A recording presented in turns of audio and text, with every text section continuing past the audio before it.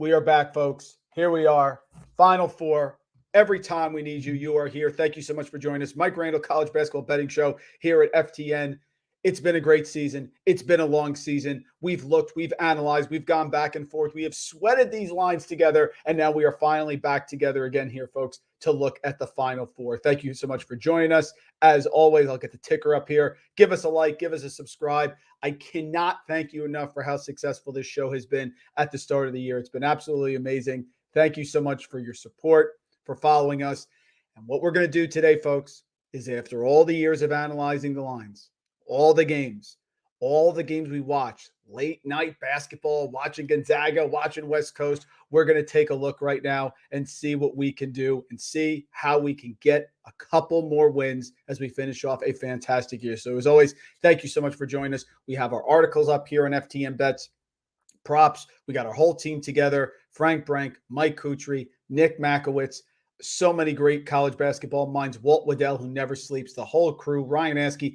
Everyone has their bets in there, so make sure to check it out as well. We're going to start today, folks. I'm going to give you some history. I've done a deep dive on both of these games. I have sides, I have totals, I have props. You see them on the bottom of the screen right there.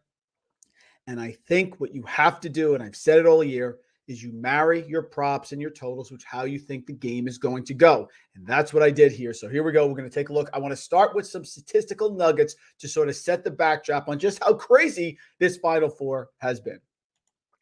First off, we have no number 1, 2, or 3 seeds in the Final Four. Just insane, but really marries exactly what we thought coming into the tournament. I told you to fade Arizona. I told you to fade Purdue. Alabama had some bad things going on off the court as well, so some weird things there. Kansas without Self. You saw them losing the title game to Texas, so certainly there was stuff coming in here that showed us there were going to be some upsets. Of course, the big one that we focused on, you know it and I know it, Florida Atlantic Owls.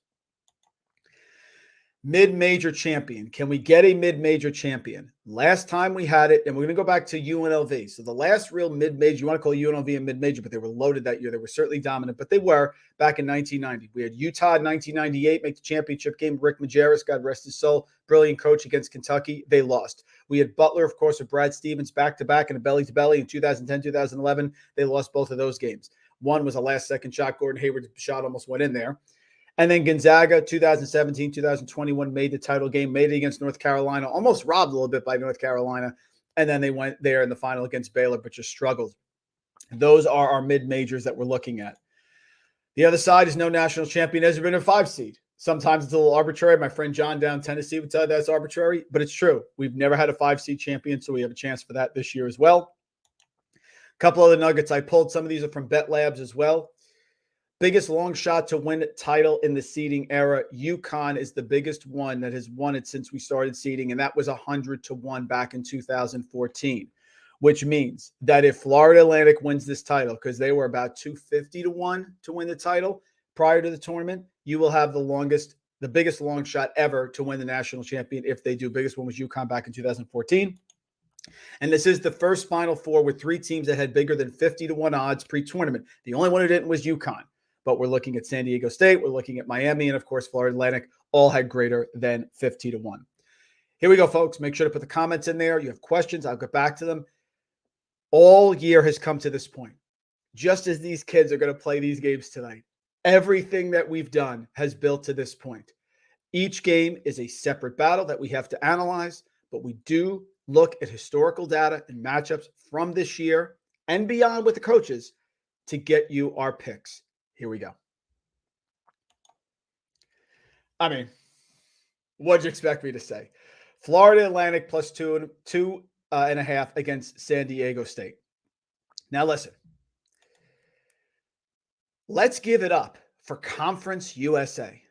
Conference USA in the postseason. You want to include NIT. You want to include the CBI with Charlotte. You want to include the NCAA tournament.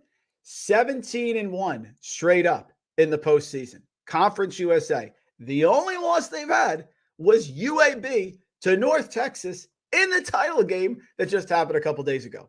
14-4 against the spread, Conference USA. Just incredible. My prediction on how this game is going to go is the following. I think it will be a low-scoring game. I think the Aztecs defense will certainly push around Florida Atlantic. But I think what's being undersold here is just how good Florida Atlantic's defense is. People do not believe in Florida Atlantic, and they haven't. Florida Atlantic this year has a top 30 defense right now per adjusted defensive efficiency in KenPom. They have a top 25 offense. They have balance. They have much better balance than San Diego State, who's 75th right now in offense. They are 15th best in effective field goal percentage allowed. They are top 50 in defensive rebounding. You saw them out-rebound Tennessee. They're not going to be intimidated with San Diego State's rebounding. And they are top 11 in the country, allowing just 44.8% from inside the arc. Combine that with the fact that San Diego State has struggled. And Matt Bradley, their leading scorer, who took 100 more shots this year from the field than any other Aztec player, has been atrocious so far. Atrocious. Matt Bradley, over the last 2 games, 8 total points, 3 of 14 from the field, 0-3 from three-point range. And now he's going to Houston, to a new venue. You want to argue that the new venue is going to get Matt Bradley going? Fine. I don't think so. So you're looking for a San Diego State team that is going to have to win this game with Matt Bradley not playing well. The last time Matt Bradley made a three-pointer was on March 16th against Charleston in their opening round game. In this tournament, Matt Bradley from 3 is 1 of 10. In this tournament, he has gone 6 of 21 from the field over his last 3 games. This is a Florida Atlantic team that will not foul you. This is a Florida Atlantic team that can contain the guards. So now, how else are they going to score? Well, I guess they're likely candidates are going to be Darian Trammell, the transfer from Seattle. Trammell's been great. He was fantastic 2 games ago. He posted 21 points against Alabama, 3 of 5 from three-point range, 3 of 6 from three-point range against Furman. But my issue is this. Florida Atlantic is going to guard that arc. And you have Adam Seiko, who's sort of a weeble, scalding hot three-point shooter, but he's been eliminated the last 2 games. And I think that's going to happen again. Florida Atlantic has too many options. Florida Atlantic has a big man in Vladislav Golden who does not get into foul trouble. And this is a Florida Atlantic team that has played 2 teams in a row that are better than San Diego State. They played Tennessee. They beat them 62-55, blitzed them, scoring 40 points in the second half. In that game, Golden only scored 3 points, but he had 7 rebounds. And you saw the Florida Atlantic three-point shooting, which is still top 50 this year, 36.5, start to come back again. We are in Houston. Points are at a premium. San Diego State does not have some massive home court advantage. They have a point guard that's struggling. You have a Florida Atlantic team that has a lot of mojo here. They were not intimidated. I was at the game at MSG. They were down by double digits in the first half to Tennessee. They fought their way back.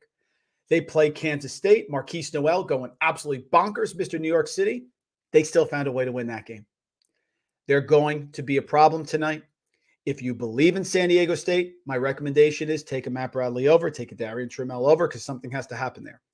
I don't think that's going to happen. Game 1, Florida Atlantic plus 2.5 against San Diego State to make the title. I've been on this team, and I've nailed them every step of the way. I told you they were dangerous. I told you they were the real deal. I told you that Memphis game was the big game. It was going to be super close, and if they could get by that, they could make a run. They beat Fairleigh Dickinson in a close game because Fairleigh Dickinson had a lot of mojo themselves in the second round. I think they would have beat Purdue. They go to MSG. It's supposed to end against Tennessee because they've never seen a physical defense like this in Conference USA, even though Conference USA 17-1 this year in the postseason. Found a way to come back from down double digits. Then they play Kansas State. We're seeing 5 million shots of Marquise Noel's brother in the stands. Everyone just assumes it's going to be the Wildcats. I told you Ish Mazoud would come back to earth. I told you those 3-pointers would come back to earth. They said they had no matchup for Keontae Johnson. They were able to limit him. He got in foul trouble. I get that. Florida Atlantic plus 2.5 versus San Diego State. Let's see if we can get some comments here about Florida Atlantic. Casey's ready to make some cash. Casey, I am as well. Owls by 7. Trevor, why not us? Why not now? Kyle, you've been the man, Mike, helping win some brackets. The bets, Kyle, it's been a really good time. We were 4-0, a perfect 4-0 in the Elite Eight. We are 10-2 over the Sweet 16 in the Elite Eight. We can hope we can keep it going.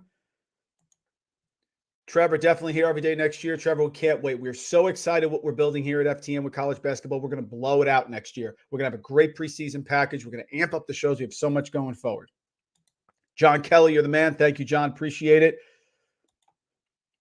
Thank you so much for the kind words. Jerry Nassington, he's been riding the Aztec for a month, but afraid to go against FAU. Jerry, listen, Aztecs are a good team, but they have trouble scoring. And you look at those magic metrics from Ken Pom that the offense has to match the defense and both have to be solid. They have not been solid. They're going to try bully ball here. I think the Florida Atlantic guards, of which there are plenty, and they are deeper than San Diego State, can limit them from the perimeter. If you like the Aztecs today, Jared, then you got to take Matt Bradley over because you think he's going to totally erupt here, which if he does, they have a chance to win. I just think it's going to happen. John Sterling, belly to belly. You got it, Jared. Trevor, FAU hits that patented second half run and San Diego State offense goes cold for stretches. I get it. And FAU has been great. And so is San Diego State. San Diego State against the unders since pretty much February has been absolutely fantastic. Couple other comments I want to make here. I also, in this matchup, guys, we're going to go with Florida Atlantic and San Diego State under the 132. And a couple thoughts here before we get to the next game. Aztecs have gone under in 12 straight games. 12 straight games for San Diego State. Their last over was UNLV back at home. And before that, they went under the two prior. So the Aztecs are 14-1 to the under since the loss away at Nevada on January 31st. They are really slowing games down. And if you look at the tournament, the games that they've really hit, guys, have been the second half unders because it's tough. And listen, this game projects to be close, so I don't see why it would be an over in the second half. So maybe if you don't like the under for the full game, you see how the first half goes, maybe hit a second half under as well. I think it's going to be slow. I think they're going to put it to a grind, but I think in shot making late in the game, it's going to be FAU, not San Diego State. They were able to do it against Creighton. They pushed Creighton around a little bit, to be honest. They did. Creighton was a little bit soft. They were really on Kalkbrenner. They dared Kalkbrenner to make shots one-on-one, which he could not do.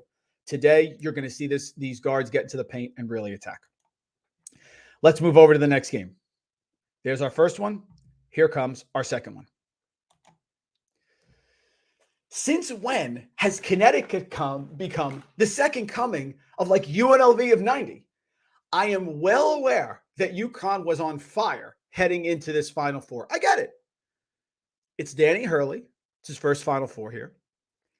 Yes, they won those games by 15 points, but here's a little stat I found. I went back and took a look and used Bet Labs. I said, how have teams done who've destroyed their first four opponents in the tournament? How have we seen this? Because I remember UNLV going back against Duke, where they destroyed Duke in 1990, 103-73, something like that, met them again the next year, 91 in the Final Four, and lost.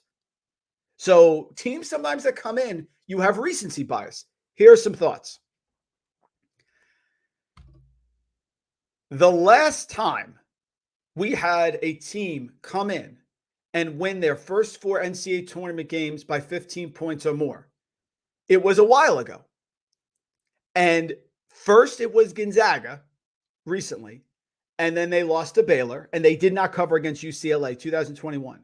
But the last time a team came in and won the title after steamrolling the competition was UConn in 2004. Remember Khalid El-Amin, that group? Rip Hamilton, that group? Fine. Or not Rip Hamilton, Khalid El-Amin, a couple of those players.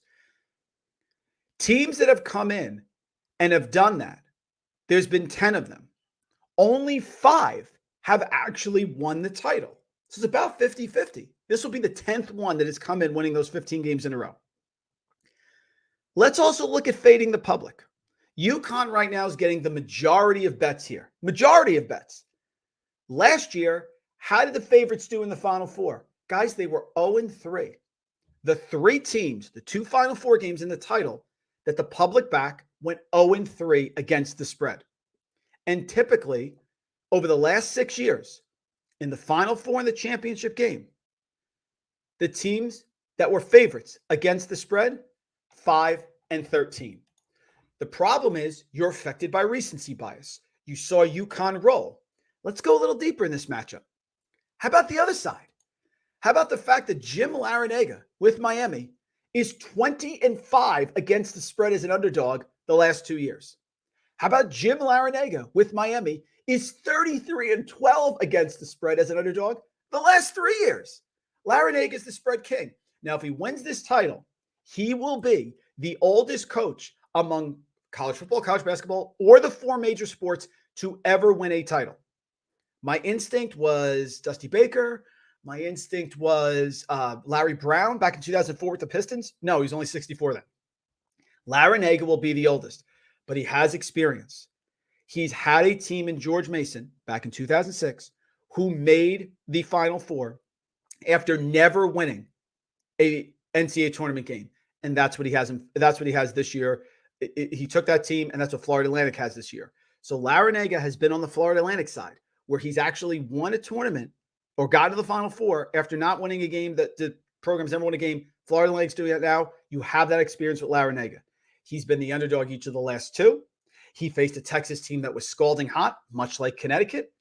He had a brilliant defensive game plan. He let them continue to get those threes, and then he took them away late. UConn will not be able to execute in a close game. That's not their strength.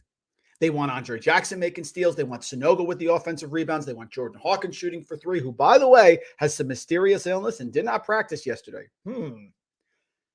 I like Miami here plus 5.5 against UConn. I'm fading the public. I'm fading what happened recently. You have a great guard-oriented team in Miami. You have Norchad Omier, who I told you has averaged 4 offensive rebounds per game over his entire 3-year career. Now, what could get us here? Variance. Norchad Omier has 2 fouls in the first 5 minutes. We're in trouble. You may want to look at a live line. UConn starts bombing threes and is just incredibly scalding hot early.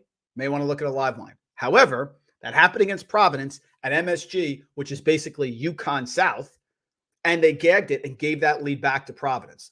That won't happen against Miami. I get that UConn's hot. I get that the public's on them. I get that they look balanced. I also get that they're not great with offensive turnovers. And this Miami team is resilient. Wooga Poplar, he's the one who they were down 62-49 in that game against Texas. Wooga Poplar under his basket, 14 minutes left, throws the ball off Timmy Allen's back, comes back in, drop step, dunk. Everything fell apart from them. This is a magical team. I like this Miami team. I think they're going to get it to the window, and I actually think they're going to make the title game on Monday. Let's see if we can get some comments here before I get to the props. Benny, hoot, hoot. You know it, Ben. Benny here at FTN just does amazing, amazing work. Kyle's going to give us another perspective. I can't go against UConn. I've rode them the whole way. Can't ride with you this way. Hope you're wrong. Kyle, here's the deal. I understand, and I get it. I understand that UConn's been hot, but they have not been great in close games. Remember the Big East tournament. They destroyed Providence. I was at that game. Providence, UConn fans all over the place. Then Providence comes back. What happens the next night? Crushed by Marquette. With a good point guard in Tyler Kolek and a bunch of ancillary players. Cam Jones can get hot for 5 minutes and then go cold. Omax Prosper hit a couple threes. Big man inside rebounds. Marquette doesn't have nearly the offense that Miami does. Miami's going to take it to him here with the guards. UConn does not want a close game.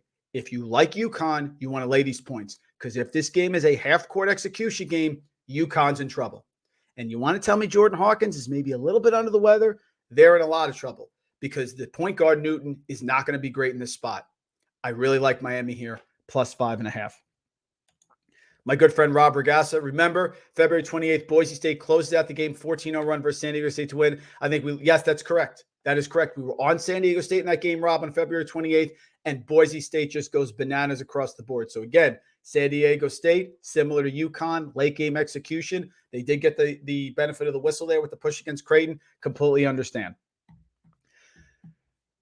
Couple of the picks for you here. I'm going to go with the under as well. And this is not necessarily true because games in Houston, I went back and looked, are about 50-50 over-under. So it's not like you can never score. Remember, Villanova won their title in Houston, just couldn't miss from three-point range. But I do think that this one's going to slow down in the second half. And I do think that if Miami's going to win, Miami's not going to blow out UConn. That I don't think is going to happen. But Miami's going to have to battle them in the second half and is going to have to really try to out-execute them in the half court. And I just think that in a half-court setting, if this game is close with 5 minutes left, UConn is going to struggle to score. Because the way they score is turnover, steals, Sonogo inside, and Jordan Hawkins from three. Chaos, craziness. That's what they want. They don't want to be in the half court. Miami will. Miami's beaten Virginia. As much as we bust the ACC, hasn't an ACC team reached the Final Four in 6 of the last 8, something like that, maybe 6 of the last 9? So the ACC, as much as we make fun of the ACC, they find a way to get to these games because these games slow down. Duke, North Carolina, they're able to execute. Let's get a couple more props, and then we'll get out of here. Couple that I'm looking at here. I'm going to go Sanogo under 27.5 points, rebounds, assists. If Omier gets in foul trouble, this is going to be a problem. But I think this Miami team knows they have to battle on the boards, knows they're going to have to contain inside. I think Miami can do that. I think they're going to limit Sanogo. Yes, he can be great. 27.5. So you got to get me 16, 10, and 2 to beat me. I'll take my chances because I think Omier's that good. But the one problem is Omier cannot get in foul trouble. What I need from Norchad Omier is not to go out and get a foul in the first 2 minutes. He's got to play vertical. He's got to be like Kalkbrenner. If he does that, they're going to hang around Sanogo beyond in this one. Our guy Mike Kutry here talked about a couple bets, his best bets for the Final Four. Just added them into the document last night. Elijah Martin, most outstanding player, or John L. Davis, most outstanding player. If you like Florida Atlantic, why bet them to win the title? I like betting them to win the title because what I'll do is I'll hedge and guarantee myself a profit in the finals on Monday. But another way to bet it is if you think they're going to win, why not take Elijah Martin or John L. Davis at plus 2,000, plus 1,500 to be the most outstanding player? Because if Florida Atlantic wins, it's probably going to be one of these two guys. Elijah Martin has been scalding hot recently, has really played very well for Florida Atlantic. You look at Elijah Martin, and yes, Elijah Martin was the guy who put the dunk in on Fairleigh Dickinson at the end of the game and, had some bad mojo. I get that. He had 30 against UAB in the Conference USA title game. He had 10 against Memphis. He had 14 against Fairleigh. He had only 9 against Tennessee, had a couple turnovers in that game, but against Kansas State really came up. 17 points, 3 of 7 from three-point range, 4 rebounds, 2 assists, 2 blocks, 2 steals, does it all. Elijah Martin's a guy I really like. I think you should be on him. I think he's going to get over. He's the highest individual player with points tonight for Florida Atlantic. I do like this one. Kutry grabbed this one for us at 9.5. I still like it at 8.5. Golden is not going to score a lot inside against Nathan Menza and this San Diego State internal defense. He's going to grab a lot of rebounds. So you want to look through his rebound over. He doesn't foul, but he's not a great scorer. He doesn't have a ton of moves. He's looking for putbacks, things like that. I'll go under Golden's 8.5 points. And if you look at what Golden's done the last couple games, has not been a huge scorer, but he's so important at what they do, but he doesn't score a ton. Yes, he had 14 against Kansas State. Sort of was an outlier, which is why I think this number was elevated to 9. Before that, 3, 8, 6, 5, 6. Just doesn't score a lot here. We'll take the under on Golden there. I think he will play well. I think he'll get a lot of rebounds, maybe a couple blocks. I just don't think he's going to score in the interior. My thoughts on Matt Bradley. I talked about it. If you like Jerry said before with San Diego State, if you like the Aztecs, take Bradley over. But Bradley has been absolutely awful. They're taking him off the court. They don't trust him. He sat for a ton in the last game. I think it's a confidence problem. Can he get it back against a really good defense of Florida Atlantic? I don't think so. We're taking Matt Bradley under. And those are our props for today. Let's get to some last second comments here. Would you take Aztecs first half money line? I would not. I would not take the first half money line. I'm staying with Florida Atlantic all the way through here. I think it's a close game. I like the Owls, and I like Miami in the second game as well. You want to fade the public. That is what we've been successful with. We've taken a majority of underdogs, and we're not stopping here. UConn has been rolling. They beat Iona. But remember, that game against St. Mary's, which no one wants to talk about here, that game against St. Mary's for UConn, they beat them by 15 points, 70-55. The score at halftime was UConn 31, St. Mary's 30. So St. Mary's, a team with a limited offense, doesn't turn the ball over a lot, plays solid defense. They limited. Alex Dukas went out right before the half. He had 8 points, 2 threes, and after that, UConn ran away. And even though they ran away, they only won by 15. Interesting in that game as well, they had Jordan Hawkins with 12, Tristan Newton with 13. Sanogo dominated inside against St. Mary's defense. He had 24 and 8. I don't think he does that against Omier. I don't think he does that against a Miami team that has seen bigs this year and been able to play well. You have Andre Jackson. Yes, he's a Swiss Army knife. In that game, he had 6.6 rebounds, 7 assists. He's not a big offensive player. I think Miami, with Jim Larinaga on the side, is going to be able to come up with a game plan. There you go, folks. Those are our games. Again, I appreciate that you take the time to come here and watch us at the FTN College Basketball Betting Show. We will be back on Monday. We'll be back on Monday when I really hope that we are seeing a full Florida final here with Florida Atlantic and Miami.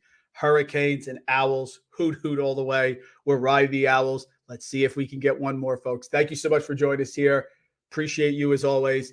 Let's get to the window.